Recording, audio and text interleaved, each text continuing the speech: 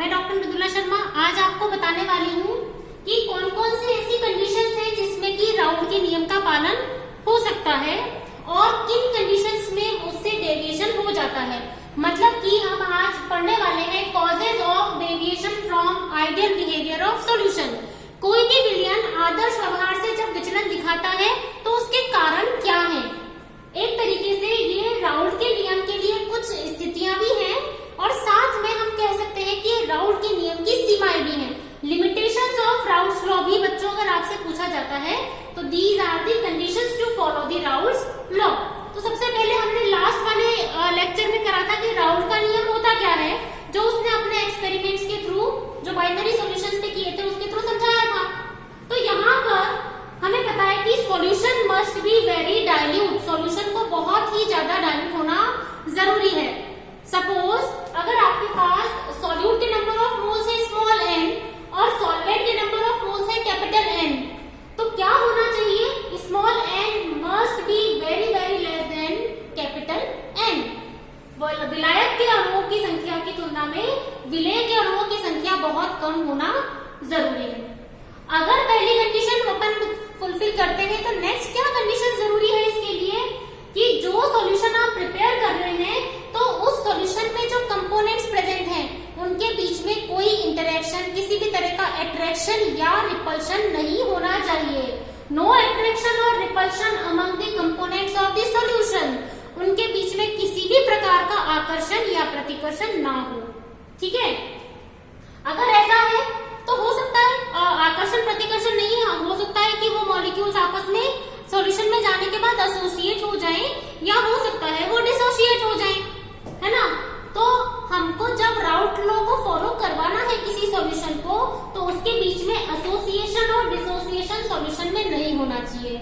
जो भी कंपोनेंट्स आप मिला रहे हैं उसमें किसी भी तरह का संगुणन या वियोजन जो है नहीं होना चाहिए। अब अगर मान लो एसोसिएशन और डिसोसिएशन नहीं हो रहा है, हो सकता है कि सॉल्यूट आपने मिक्स किया और सॉल्वेंट के साथ में रिएक्शन ही कर जाए, तो यहाँ पर तो सॉल्यूशन का टाइप ही चेंज हो जाएगा। तो यहाँ सॉल्वेंट और सॉल्यूट के बीच में किसी भी तरह की रिएक्शन एक्सपेक्टेड नहीं है। No reaction between solvent and solute, इनके बीच में किसी भी प्रकार की अभिक्रिया नहीं होनी चाहिए ताकि वो राउल्ट के नियम का पालन कर पाए। ये तो हो गई प्रिपरेशन ऑफ सॉल्यूशन की बात कि हम किस किस तरह का इंटरेक्शन उसमें हो सकता है, किस तरह का नहीं हो सकता है। अब आपको पता है बच्चों की जब हम कोई सॉल्यूट को मिक्स करते हैं किसी सॉल्वेंट के अंदर तो या तो वो एनर्जी एब्सॉर्ब करता है, टेम्परेचर देने पर सॉल्युबिलिटी उसकी आती है और सॉल्यूशन बनता है, तो या तो वो एंडोथर्मिक कहलाएगी, और हो सकता है किसी सॉल्वेंट में आप सॉल्यूट मिलाएं और उसको डिसॉल्व करने पर एनर्जी रिलीज हो जाए यानी कि एक्सोथर्मिक रिएक्शन हो। रिएक्शन ऐसी भी होती है जिसमें कोई चेंज नहीं होता और हमें वही टाइप चाहिए। यहाँ पर जब आप मिक्स करेंगे सॉल्वेंट में सॉल्यूट को तो enthalpy change of mixing must be equals to 0, यहाँ पे 0 के बराबर होना चाहिए, यानी कि delta H mixing equals to 0 होनी चाहिए। इसी प्रकार जब आप क्योंकि कह रहे हैं कि सॉल्यूट का अमाउंट बहुत कम है तो जो सॉल्यूशन आप प्रिपेयर करेंगे ना उस सॉल्यूशन की वॉल्यूम चेंज नहीं होनी चाहिए। जितना सॉल्यूशन बनाने से पहले वॉल्यूम था अप्रोक्सीमेटली, मतलब इतना नेग्लिजिबल चेंज हो कि यू कैन नॉट मेजर, तो वो वॉल्यूम चेंज जो होना चाहिए ना मिक्सिंग का वो भी नहीं होना चाहिए, वो भी 0 होना चाहिए। Delta V mixing equals to 0 होना चाहिए। बच्चों अगर इस तरह की कंडीशंस कोई भी सॉल्यूशन फॉलो कर लेगा ना, इसको अगर आइडियली वो बिहेव कर लेगा इस तरीके से, तो फिर वो राउल्ट के नियम का जो एक्सप्रेशन है ना उसके हिसाब से अपने वैल्यूज देगा। और जब हम उसका ग्राफ बनाते हैं तो अभी अपन ने जो लास्ट लेक्चर में किया था कि स्ट्रेट लाइन हमें मिलती है मोल फ्रैक्शंस और वेपर प्रेशर्स के बीच में, तो वो राउल्ट के नियम के अनुसार उतने कर्व देता है। लेकिन मान लीजिए बच्चों की अगर कोई सॉल्यूशन जब हम इन कंडीशंस में बना रहे हैं और कोई एक कंडीशन भी फुलफिल नहीं होती है तो क्या होता है, वहां पर राउल्ट के नियम से विचलन हमें देखने को मिलता है और उस केस में हम ये कहते हैं कि जो सॉल्यूशन बन रहा है वो नॉन आइडियल सॉल्यूशन है। तो जब आप राउल्ट के नियम के द्वारा दिया गया जो व्यंजक है, जो एक्सप्रेशन है, उसको उस तरह के सॉल्यूशन पे अप्लाई करते हैं तो किस तरह के मान प्राप्त हो सकते हैं। वो जो सरल रेखा हमने बनाई थी या तो उससे अधिक मान हमें प्राप्त होंगे या जो सरल रेखा है उससे कम मान हमें प्राप्त होंगे। तो इस प्रकार से जो विचलन है वो 2 प्रकार का पाया जाता है। गया हमें। किस किस तरह का?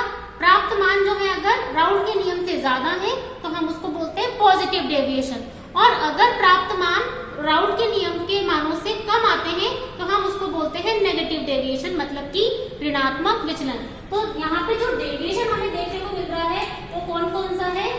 Positive deviation from Raoult's law, और दूसरा डेविएशन कौन सा है? Negative deviation from Raoult's law. Negative deviation from Raoult's law. तो ये किस तरह के हमें कर्व देगा जब आप कोई विलियन बनाते हैं? वो देखिए, हमें पता है मोल फ्रैक्शंस और वाष्प दाबों के बीच में, वेपर प्रेशर्स के बीच में हमने ये कर्व प्लॉट किए थे। तो किस तरीके से होंगे बच्चों? देखो, ये हमारे पास एक एक्स एक्सिस पर कंपोनेंट ए है, प्योर है तो ये 1 होगा, और कंपोनेंट बी यहाँ पर 0 होगा। दूसरे वाले साइड पर कंपोनेंट बी अगर 1 है तो कंपोनेंट ए 0 होगा। ये हमारी कंडीशन थी, ठीक है। वाई एक्सिस पर हम वेपर प्रेशर्स को प्लॉट कर रहे थे दोनों साइड, और एक्स एक्सिस पर हमने लिया था मोल फ्रैक्शन। यहाँ पे हम मोल फ्रैक्शंस को प्लॉट करते हैं। अब अगर हम आदर्श वैल्यूज को प्लॉट करते हैं तो पता है आइडियल कंडीशन में प्योर कंपोनेंट्स के वेपर प्रेशर ये है हमारे पास। तो इसको मैं थोड़ा नीचे कर देती हूँ आपके लिए। ये these are the vapour pressures on the Y axis, ठीक है। तो मिलने हमें चाहिए थे बिल्कुल स्ट्रेट लाइन जो कि राउल्ट के नियम को दिखाते हैं। ये देखिए, इस तरीके से ये ग्राफ हमको मिलना चाहिए था, ताकि किसी विलियन का कुल वाष्प दाब, किसी सॉल्यूशन का टोटल जो वेपर प्रेशर है वो हमको ये वाला मिलना चाहिए था, ठीक है ना। देखिए, ऐसे हमको ये मिलना चाहिए था, लेकिन हम कर रहे हैं पॉजिटिव डेविएशन। इसका मतलब कि हमको इस प्रकार के कर्व ना मिल करके इन सॉल्यूशंस में क्या मिलते हैं, जब आप ए में बी मिलाते हो तो कुछ ना कुछ वैल्यूज हमें ज्यादा देखने को मिली, और इसी प्रकार जब आप बी में ए मिलाते हो तो हमें प्राप्त जो मान है वो थोड़े ज्यादा मिल गए। तो विलियन का कुल वाष्प दाब राउल्ट के मानों से हमें ज्यादा मिल जाता है। तो इस प्रकार के जो कर्व हमें मिलते हैं वो होते हैं धनात्मक विचलन दर्शाने वाले विलियन। इसको बोलते हैं positive deviation from the Raoult's law. अब क्योंकि ये पॉजिटिव डेविएशन है तो यहाँ पे ये तो क्या है, अपना कुल वाष्प दाब है अकॉर्डिंग टू राउल्स लॉ। अपन ने इसका कुल मान यहाँ पर रख दिया। ये देखिए, ये हमारे पास है प्योर कंपोनेंट का, जब आपने उसमें बी मिलाया तो उसका वेपर प्रेशर, और ये है हमारे पास कंपोनेंट बी का सॉल्यूशन में वेपर प्रेशर प्योर स्टेट में जब कमी आती है, ये मिलता है। पॉजिटिव डेविएशन है तो जो कंडीशन हमारे पास थी कि एंथैल्पी ऑफ मिक्सिंग और वॉल्यूम ऑफ मिक्सिंग का जो चेंज है वो 0 आना चाहिए था, लेकिन पॉजिटिव डेविएशन है तो क्या होगा, ऑब्वियसली 0 से ज्यादा जो मान होते हैं वो धनात्मक कहलाते हैं। तो यहाँ पर डेल्टा एच मिक्सिंग का मान कैसा आएगा, 0 से ज्यादा आएगा। इसी प्रकार वॉल्यूम ऑफ मिक्सिंग का मान भी हमें 0 से ज्यादा मिलेगा। तो ये जो अपना एग्जाम्पल होगा, इस तरह का जो कर्व हमें देंगे वो होते हैं पॉजिटिव डेविएशन वाले। इस तरह का एग्जाम्पल कौन से सॉल्यूशंस हमें देते हैं बच्चों? देखो, इस तरह का अगर मान लीजिए आपने एन हेक्सेन में वाटर मिला दिया है, वाटर और एन हेक्सेन को मिलाने पर आपको एन हेक्सेन और कार्बन टेट्राक्लोराइड, सॉरी बच्चों, एन हेक्सेन और कार्बन टेट्राक्लोराइड, क्योंकि वो दोनों सेम टाइप के हो गए। एन हेक्सेन और कार्बन टेट्राक्लोराइड को अगर आप मिक्स करते हैं, क्योंकि वाटर तो मिक्स नहीं होगा ना एन हेक्सेन में, लाइक डिसॉल्व लाइक होता है, तो यहाँ पर इसको मिलाएंगे तो हमें पॉजिटिव डेविएशन दिखाई देगा। और वाटर में जो एग्जाम्पल है दैट इज मिथेनॉल, अगर आप वाटर में मिथेनॉल मिला देते हैं तो भी आपको पॉजिटिव डेविएशन देखने को मिलेंगे। ये 2 एग्जाम्पल है, तो आपको मिनिमम 2 एग्जाम्पल तो पता होने चाहिए। और इसके अलावा इस तरह का जो राउट ने भी एक्सपेरिमेंट किया है बेंजीन एंड टॉलुइन, वो भी अगर आप मिक्स करेंगे तो पॉजिटिव डेविएशन आपको देखने को मिलते हैं। इसी प्रकार से दूसरा आ गया हमारे पास नेगेटिव डेविएशन। अब किस तरह के सॉल्यूशंस नेगेटिव डेविएशन शो करेंगे बच्चों? देखो, इसमें अगर अपन ग्राफ प्राप्त करते हैं राउट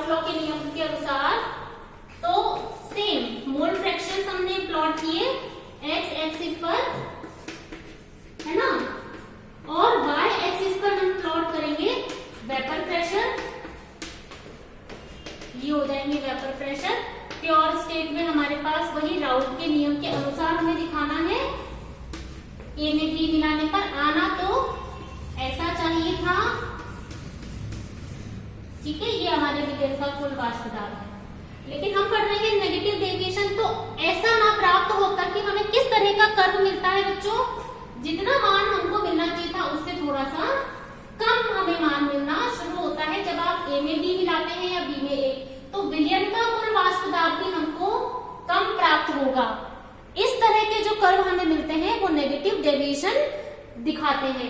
तो ये वाला जो कर्व होगा ये अगेन कंपोनेंट ए का सॉल्यूशन में वेपर प्रेशर दिखा रहा है, और ये जो हमें मिलेगा वो कंपोनेंट बी का हमें सॉल्यूशन में वेपर प्रेशर दिखा रहा है, और ये जो होगा ये होगा हमारे पास विलयन का कुल वाष्प दाब, जो कि हमको एक्सपेक्टेशन से कम मिलता है। इस केस में अगर अपन डेल्टा एच मिक्सिंग निकालेंगे बच्चों तो क्या आएगी, नेगेटिव वैल्यूज हमें कब मिलती है, जबकि वो 0 से कम हो। तो यहाँ पर भी डेल्टा एच मिक्सिंग की वैल्यू 0 नहीं होगी। यहाँ पर delta H volume change of mixing भी 0 नहीं होगी। तो कितनी होगी, 0 से कम होगी। कैसे होगी, ऋणात्मक, ये होगा, ठीक है। तो ये नेगेटिव डेविएशन होगा। और किस तरह के सॉल्यूशंस ये वाला डेविएशन दिखाते हैं बच्चों, हमें पता है कि यहाँ पर इतना स्ट्रॉन्ग इंटरेक्शन है सॉल्यूट एंड सॉल्वेंट का कि वो वेपर में नहीं जा पा रहे। तो एग्जाम्पल कौन सा होगा, एग्जाम्पल लो वाटर में अगर आप मान लीजिए सल्फ्यूरिक एसिड मिला दें तो पता है हमें कितना स्ट्रॉन्ग एच बॉन्डिंग यहाँ पे मिलती है, तो ये नहीं जा पाएंगे इजीली वेपर में। ऐसे ही अगर आपने वाटर के अंदर नाइट्रिक एसिड मिला दिया तो ये मिनिमम 2 एग्जाम्पल है जो कि पॉजिटिव डेविएशन दिखाते हैं, नेगेटिव डेविएशन दिखाते हैं, जो वेपर में नहीं जा पाएंगे। तो ये 2 प्रकार के जो विचलन हैं यही मिल सकते हैं हमें, या तो वो बिल्कुल स्ट्रेट लाइन देगा तो वो आइडियल सॉल्यूशंस होंगे, या वो ऑब्वियसली उससे ज्यादा या उससे कम मिलेगा, तो that is negative and positive deviation. तो इस प्रकार से हम किसी भी सॉल्यूशन को आराम से पता लगा लेंगे कि उसका कितना मान है वाष्प दाबों का जब आपने उसको प्रिपेयर किया। अब राउल्ट लॉ के नियम का पालन करते हुए हम किस प्रकार से किसी विलयन के अणुसंख्य गुणधर्मों को निकाल सकते हैं, ज्ञात कर सकते हैं, है ना। How can we calculate the colligative properties by using expression of Raoult's law. तो वो जो 4 कॉलिगेटिव प्रॉपर्टीज थी वो बिना राउल्ट लॉ के एक्सपेरिमेंट के हम नहीं कर सकते थे, वो हम करेंगे बच्चों नेक्स्ट वाली लेक्चर में, एक एक प्रॉपर्टी को स्टडी करते जाएंगे।